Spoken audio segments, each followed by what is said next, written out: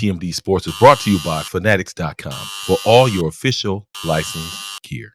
Former Browns linebacker Anthony Griggs joins the show in studio, and then we have a candid conversation from Sports Nation. Dogs by nature, Barry Shuck joins the show. Let's get it.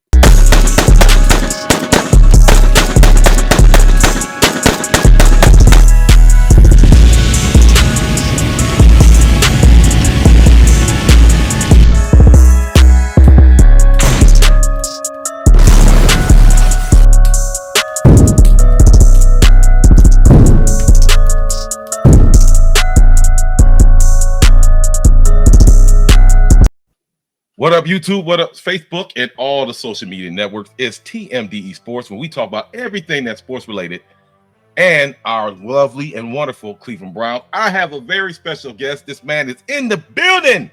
Oh my God! Again. In the building. Anthony, let him know what's good, baby. What's going on? Glad to be here, man. What's up, Curtis? Man, Curtis. Woo! Okay, that's what happens to you. That CT's real. Wow. But it's good. Hey, Marcus, it's good to be here. Thank Appreciate you inviting me to your pad here, this secret underground place that nobody knows about in Cleveland. This is the Bat Cave. It is. At night. It totally is. Watch your head, AG.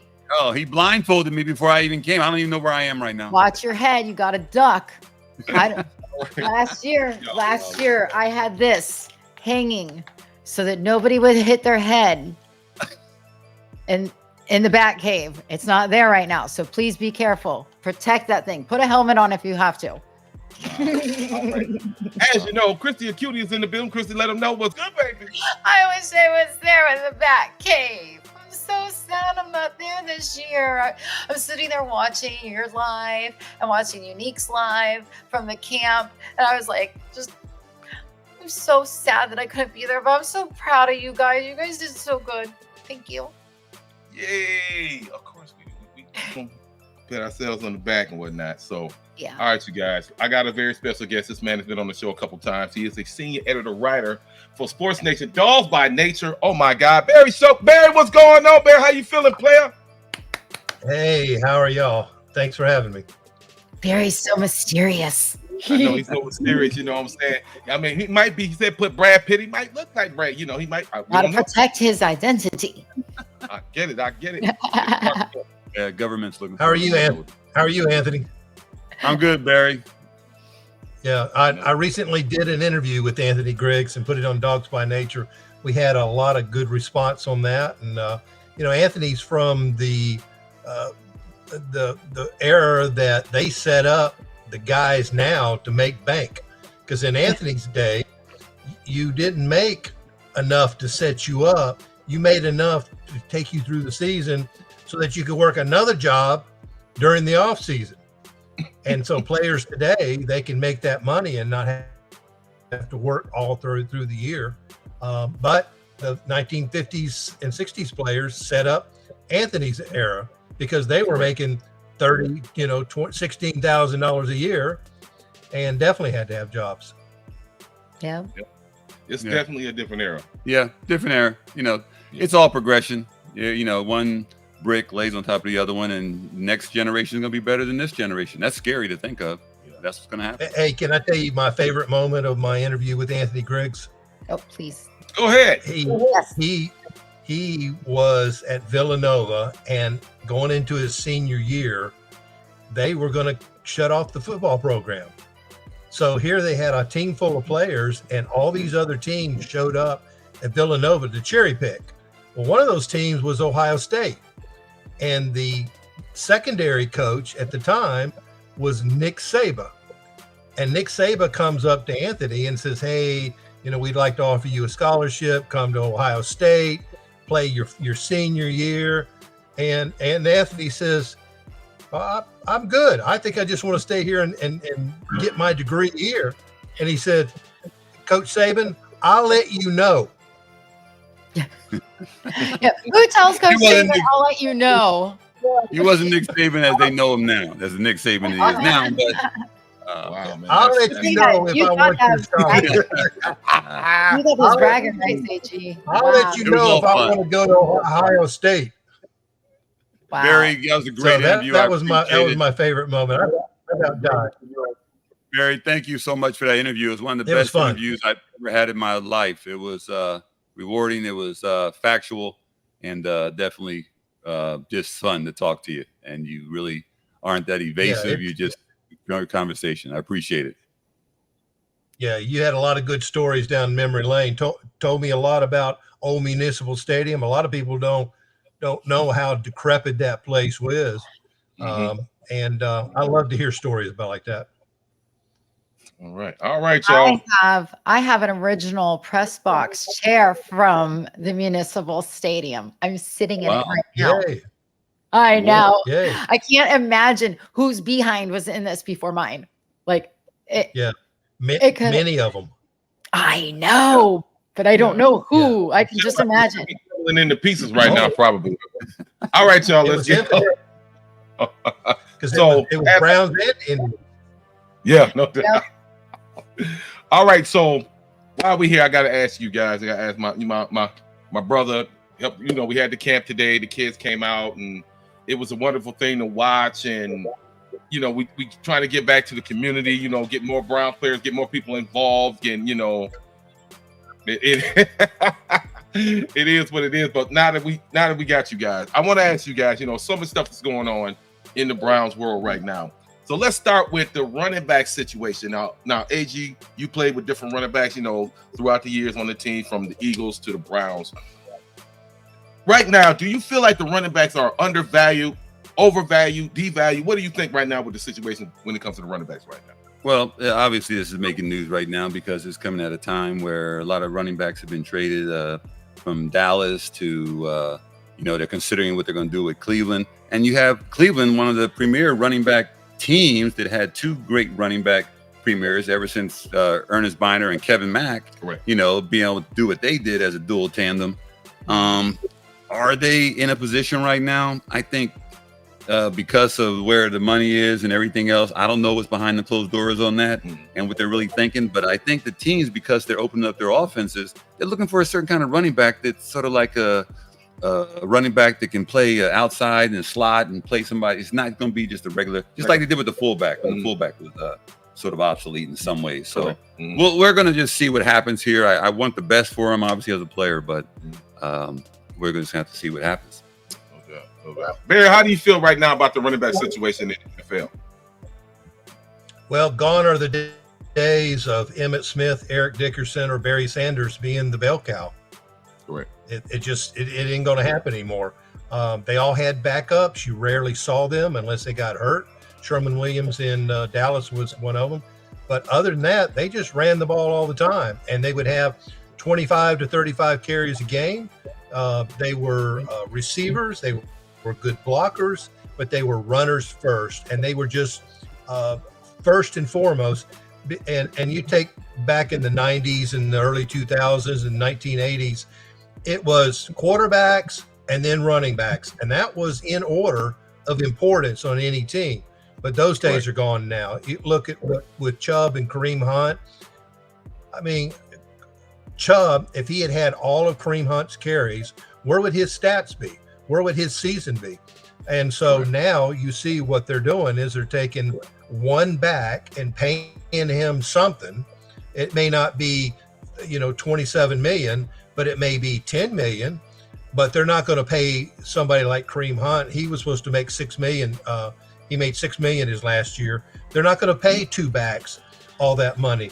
I think if they bring in somebody, they're looking like the New York Jets are talking about bringing Dalvin Cook in. Okay. What are they going to pay him? They're going to pay him 12 million? No, they're probably going to pay him somewhere between 4 and 6. And that is nothing money for an NFL running back that's got to take on blitzing linebackers, blitzing safeties, pick up a defensive lineman, has got to be able to catch the ball, and has got to have all these runs and all these hits and all these carries. So, yeah, the running back position is definitely gone the toilet, and you've got to have two running backs now to survive. Correct. Christy, how do you feel about the running back situation in NFL I think right they should totally be paid. Like Barry said, they're the ones that are going to be running the ball, taking the hits. They're going to take more hits than the quarterback. because they're going to be handed the ball off or they're going to be throwing the ball. So they definitely need to be paid. And I heard that somewhere along the lines, this all started with Zeke. And, he was like the first running back of the season out there floating around and still not picked up. Kareem's out there floating around, still not picked up. Numerous other guys out there floating around. And it's like, why? These guys are great. They are still within the age range of being able to play really well for a team, but I don't know. They're paying way too much for these quarterbacks. I'm sorry. Yeah, I think they are. This is my thing, and I'm on with the running back situation because, as you will know, Nick has never been this vocal at all. The man's been there 5 years. He's never been there. It scares me when he benches. Oh my God, yes! But it drives me crazy. Hold on, I hate that. But honestly, and I'm going to say this, and I know and I said it on Facebook. I know a lot of people are. I honestly think they set him up.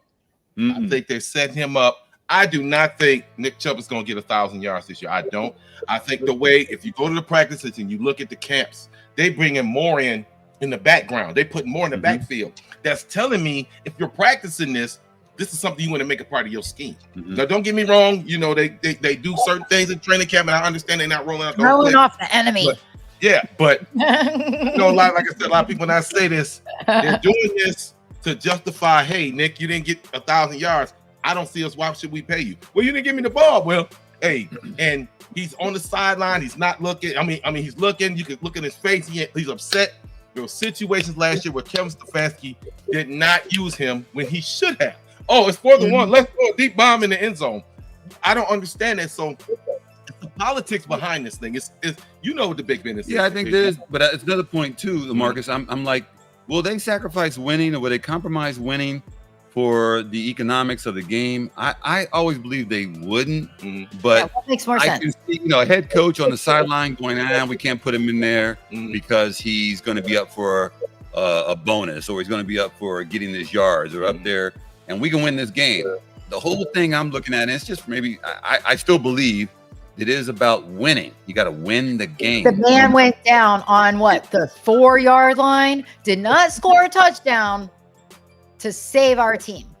Oh, that's a lot of. We were talking about that today about the Browns in situations where they got to win when they're supposed to win. Don't let it come down to 2 minutes in the game and they're letting it squander away. And if you get down the 4-yard line, you got to come away with points, preferably 6. No. In that situation, it was very smart of him to get down, because had he made it into the end zone and scored, that would have given whoever, I can't remember who we played at the time. I don't know if you guys do, but that would have given the other team a chance and time to be able to run a kickoff back or actually make a play. So we were able to run the clock out by Nick Chubb not scoring in that particular play. It was great. It was amazing. He did not take the stats because he did it for the team. Now, that's a player that is out there for your team. He's not out there for himself. Why play with him? We know where his emotions are. He's proven it to us. Why do we have to play with him? They just need to give him the ball and let him run. Especially this season, win for Jim.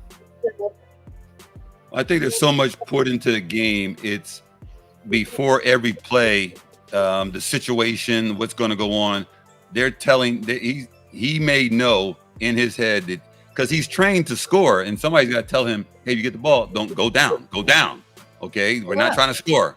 They got to tell him that kind of stuff, or else he's going to just run his natural way to try to score.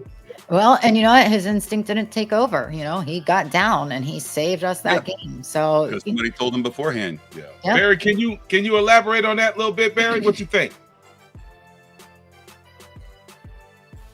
Oh, did we lose Barry? I was gonna say, man, somebody's gonna jump in. Somebody's gonna remember what I'm talking about.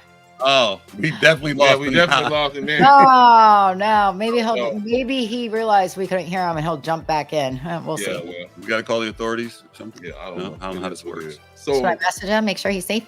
yeah, you can message check him He's out. been kidnapped. No, we Hey, hid his so- identity, so nobody knows who he is.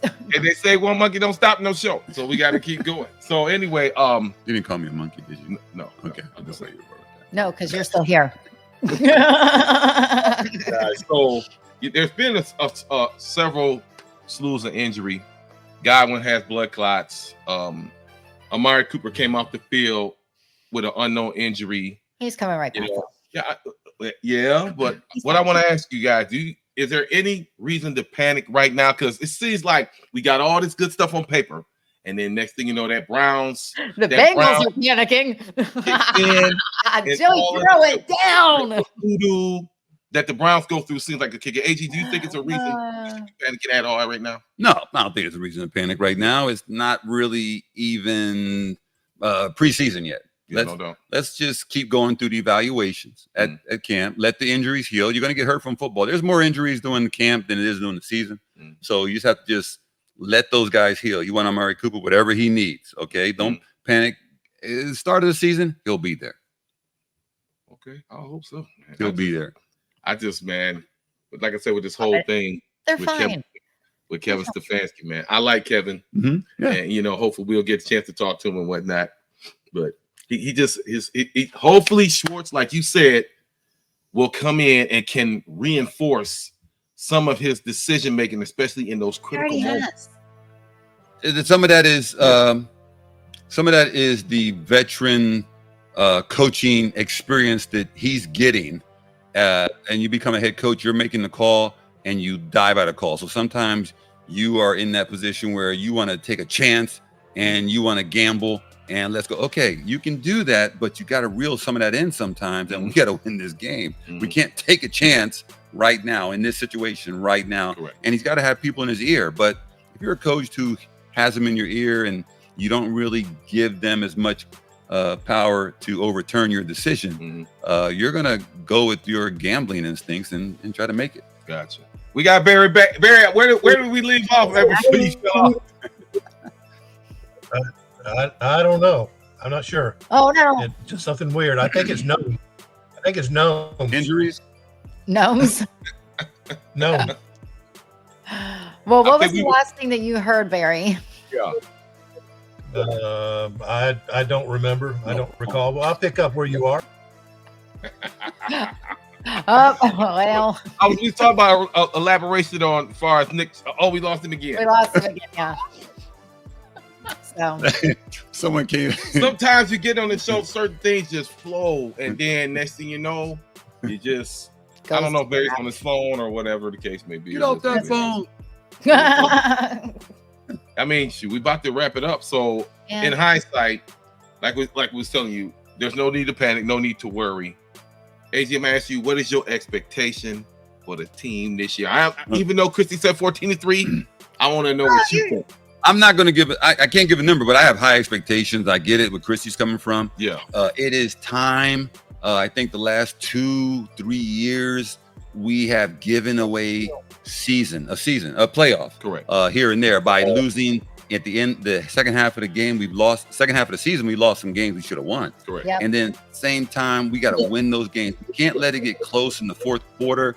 We have lost those games. I think that's going to be the tail of the tail. When we get in the last 3 minutes of a game, can we hold on and win those close games? If we can start doing that, we will have a great season. We will have, because we can play with any team, and we get in that fourth quarter, and that's when we start becoming the old Browns. Yes. Yes. Oh, we blew it again. Barry, I got you back. What is your expectation for Cleveland this year? You've done a lot of great. Huh? Yeah. I won't say when Anthony played, not those old Browns. Those Brown defenses were great. Those Schottenheimer years, Clay Matthews, and Chip Banks, and Anthony Griggs, and Tom Cousineau. Those were the teams. I agree with you, Marcus, as far as Nick Chubb goes.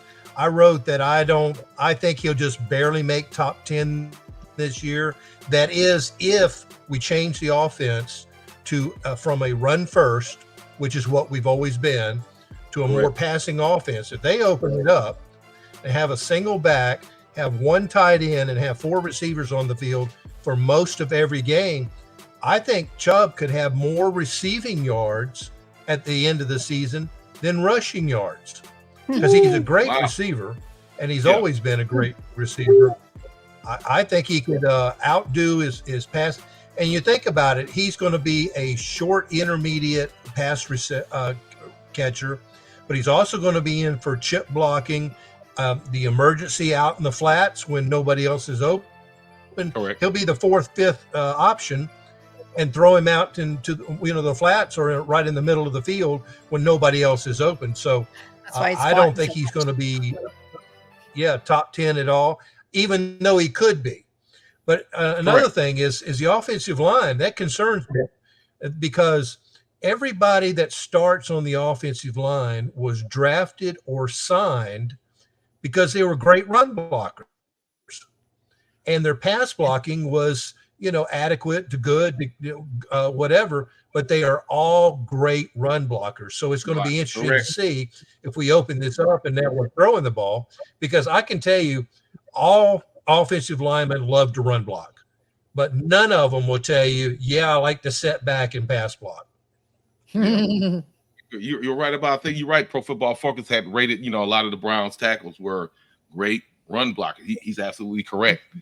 So I don't know, Batonio and Jedrick Wills, they're gonna have to get it together, and I don't know, but it is what it is. All right, we have reached the end of the show, man, and we kind of went over it. I know. Sorry. Baby, that's all, folks.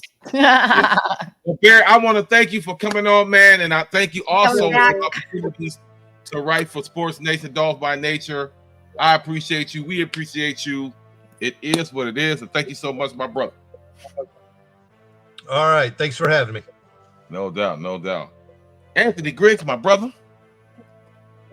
I appreciate you so much. Hey, you know what I'm saying? Appreciate it, man. No Always doubt. No good. doubt. Always Do it for good, the kids. man. You do it for the kids. And Chrissy Cutie, my hustler broad. I love you so much too. Hey, did what I could. Did what I could. Yes. Between these two, I'm sitting here.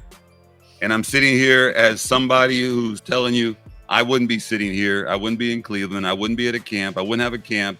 I wouldn't be doing. And if you see me again somewhere, it's because of these two right here. I'm telling you. I got a special gift for you. I want to see you at the Hall of Fame. What you got? What you got? It's a surprise. I can't tell anyone. Okay. Oh, wow. All right, y'all. Like I say every week, go Browns, bitches. And we'll see y'all next week. We out. Say it, AG. Say go Browns, bitches.